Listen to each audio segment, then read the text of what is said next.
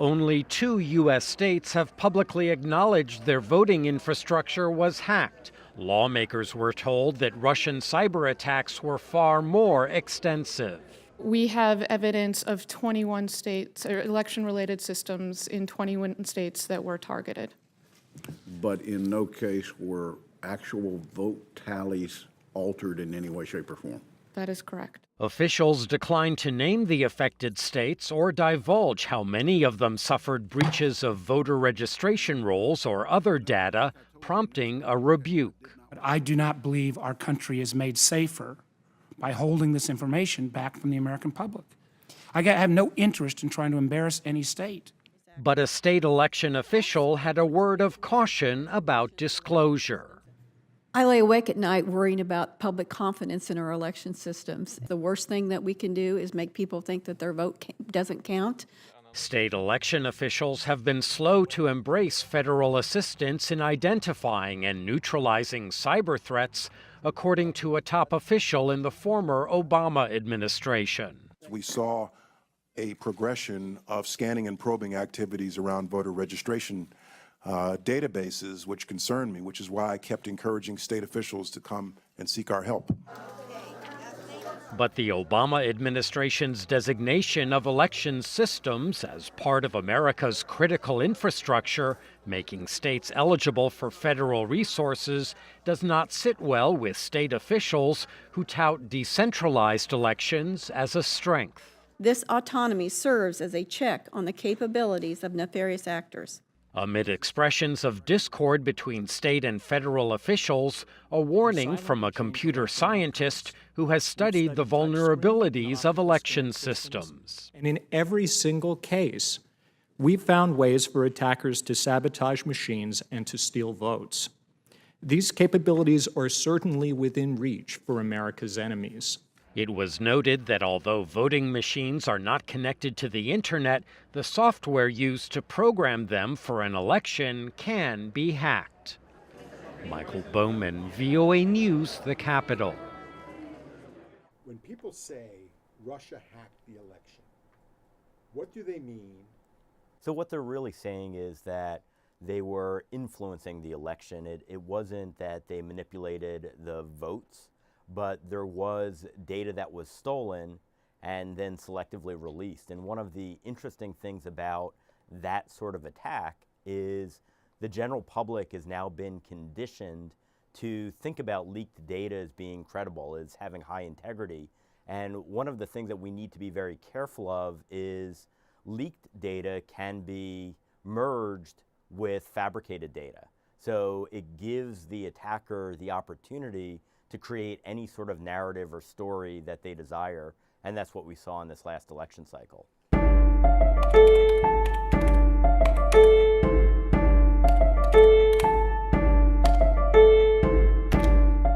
Хакеры же люди свободные, как художники. Они, значит, настроение у них хорошее, они встали с утра и занимаются тем, что картины рисуют. Также и хакеры.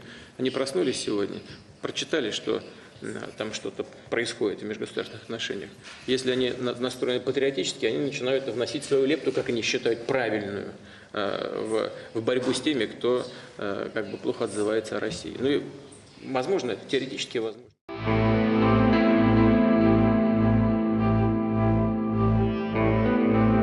Do you have any doubt that Russia attempted to interfere in the 2016 elections?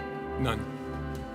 Do you have any doubt that the Russian government was behind the intrusions in the DNC and the DCCC systems and the subsequent leaks of that information? No, no doubt. Do you have any doubt that the Russian government was behind the cyber intrusion into state voter files? No. Do you have any doubt that officials of the Russian government were fully aware of these activities? No doubt.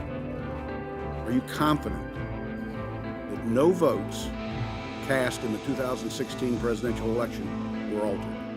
I'm confident. By the time when I left as director, I'd seen no indication of that whatsoever. Something as simple and innocuous as this becomes a challenge for all of us to maintain accountability and control of our critical infrastructure systems. Stuxnet is a computer virus the United States reportedly developed with Israel to infect and destroy Iran's nuclear centrifuges.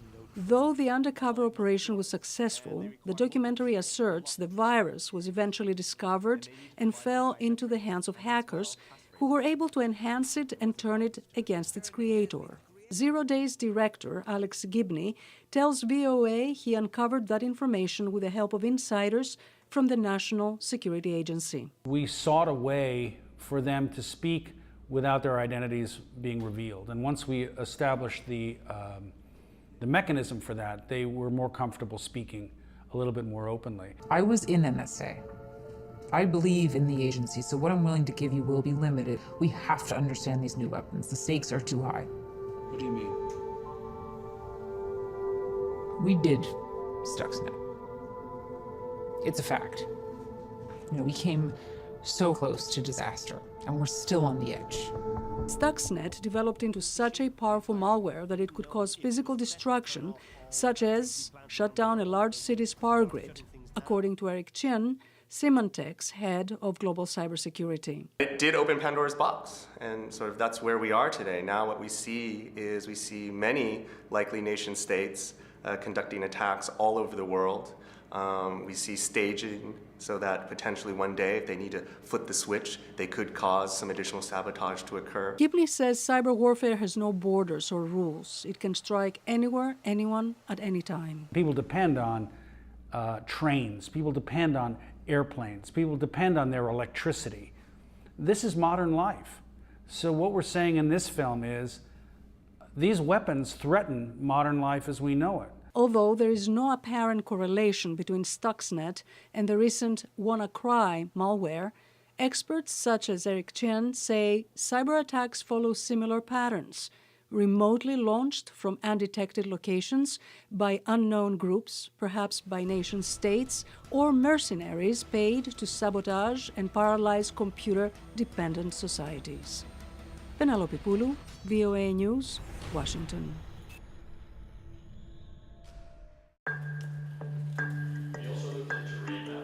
There are more than 100 entrepreneurship classes here at Stanford University. But in the Hacking for Defense class, students learn how to solve problems facing troops and defense agencies throughout the nation. They want to work on some of the toughest real-world problems they're ever going to see.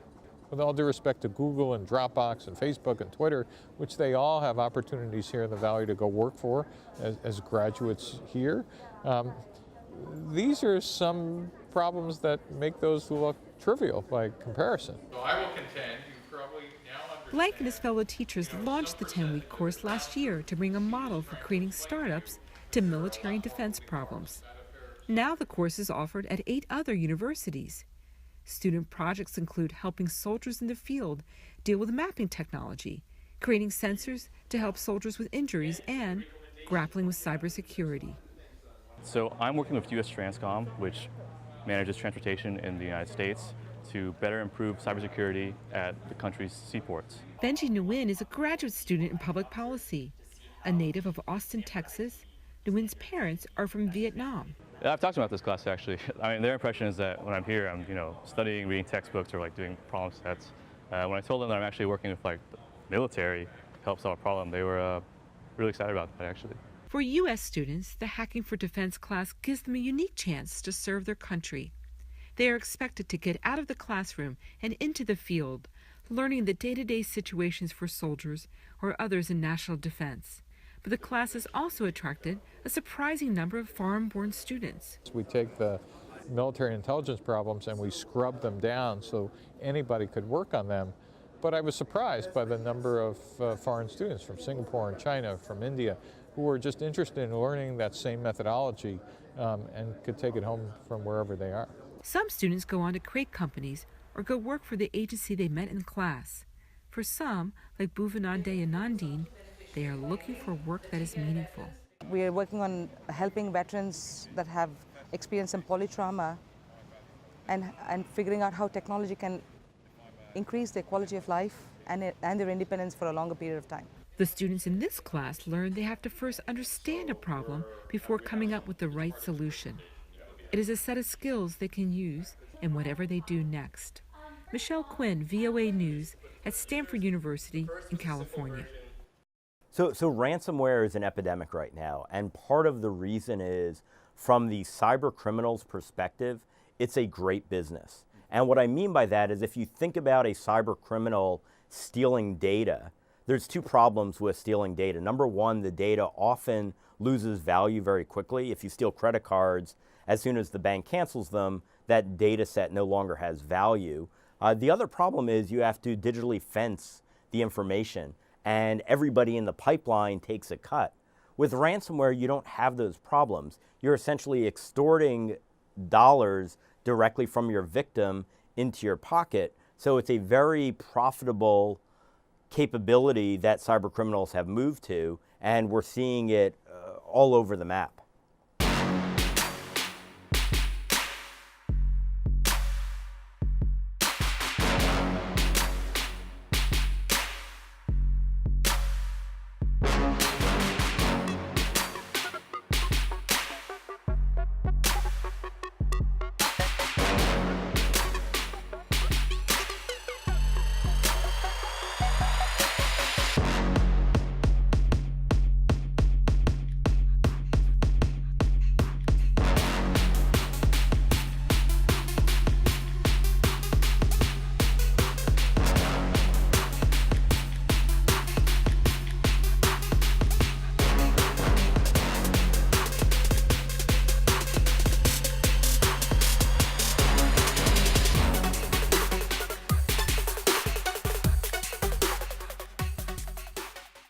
In order to fulfill my solemn duty to protect America and its citizens, in order to fulfill my solemn duty to protect America and its citizens, the United States will withdraw from the Paris Climate Accord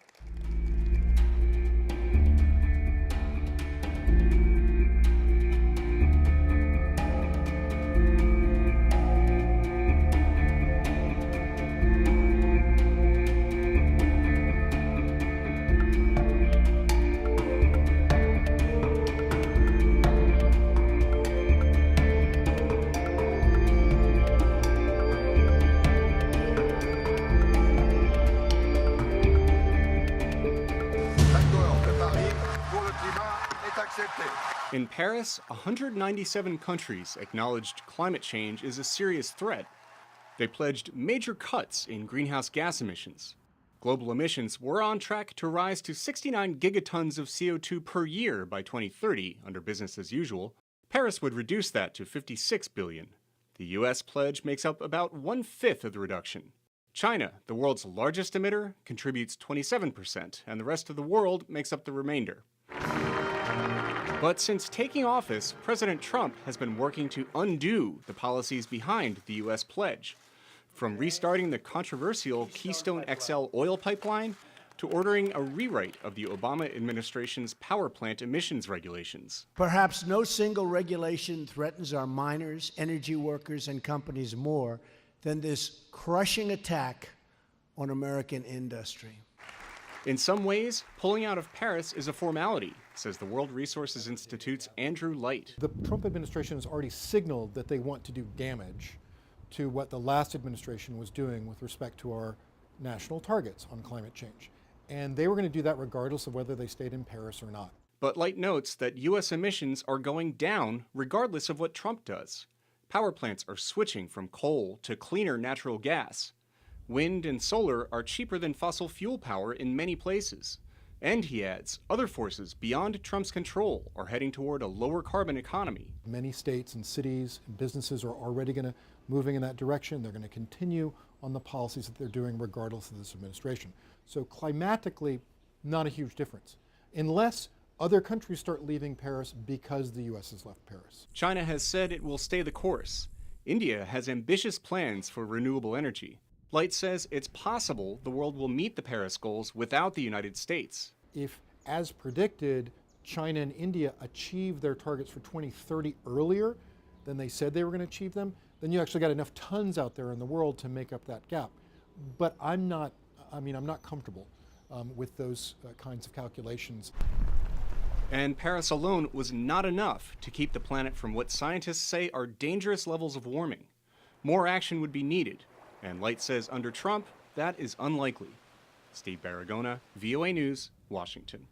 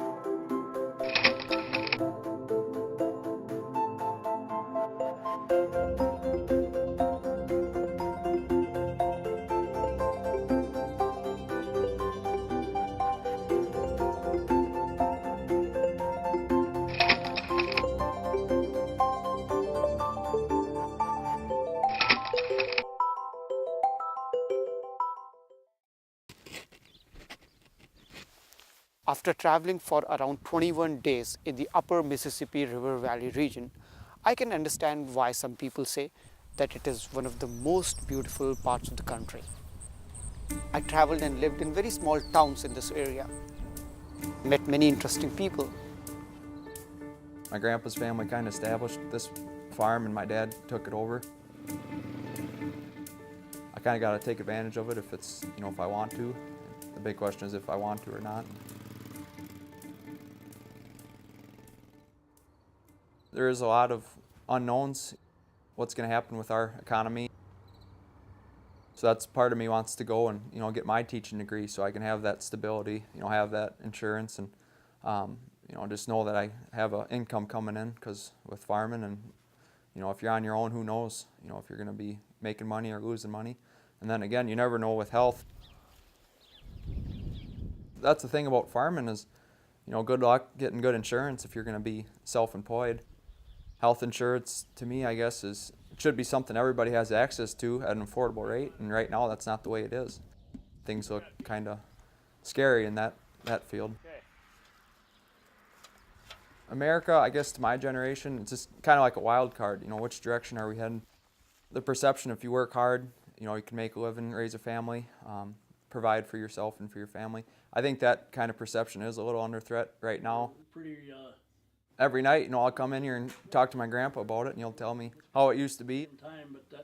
We have a lot of the same, concerns and the same worries. I think when he was my age, he grew up in the 30s and 40s when things were, I wouldn't say similar to now, but kind of that same aspect of who knows what's going to happen. So I kind of like hearing about, what he thought about when he was my age and if he knew where he was going.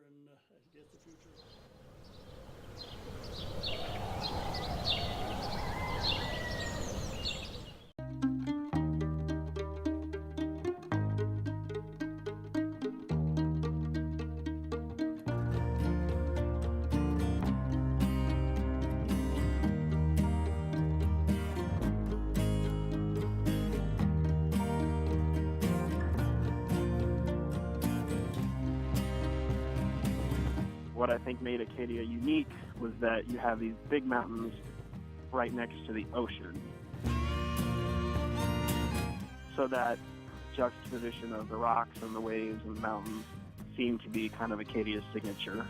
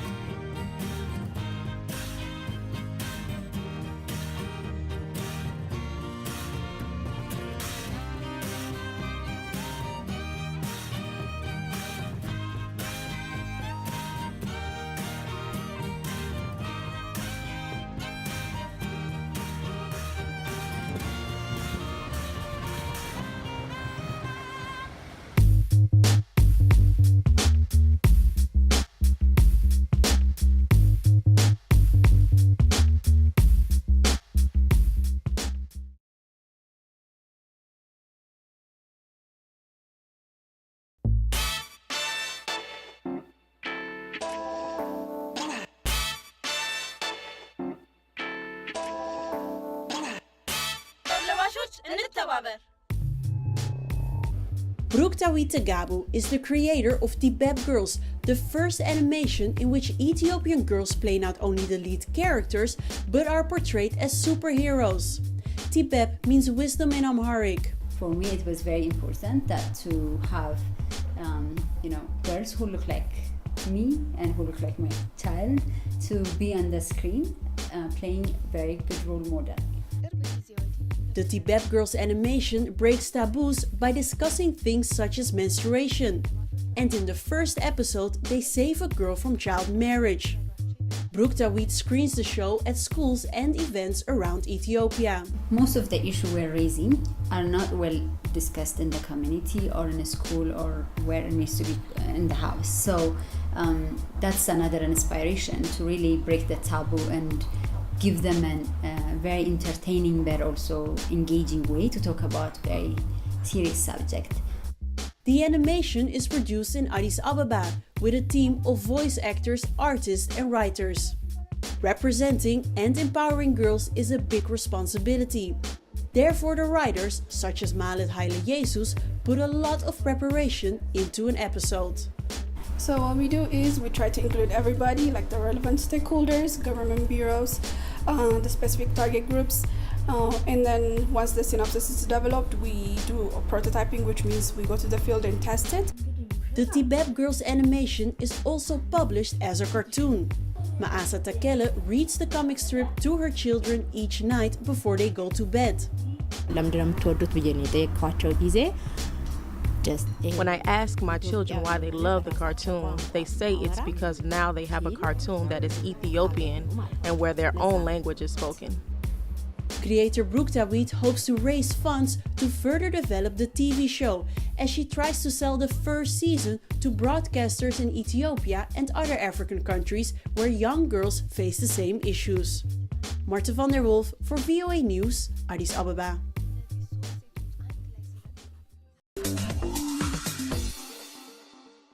Welcome to English in a Minute. Removing a pea or nut from its pod is called shelling. But what does it mean to do this? To shell out. Did you see that diamond ring on Marcy's finger? I did. How much did Dave shell out for that? I heard it was $10,000. Whoa. I don't think anything that is just going to sit on my hand is worth shelling out $10,000. To shell out means to spend money. It is mostly used when the amount of money involved seems too high for what you bought. In our example, Jonathan thinks Dave spent too much money for a piece of jewelry. And that's English in a Minute.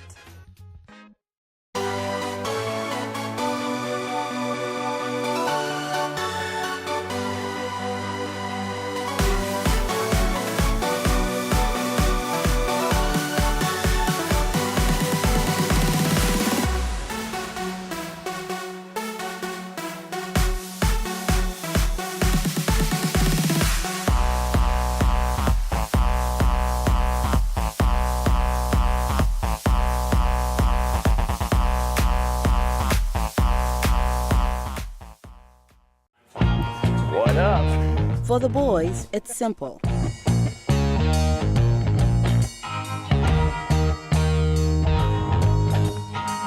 For the girls, I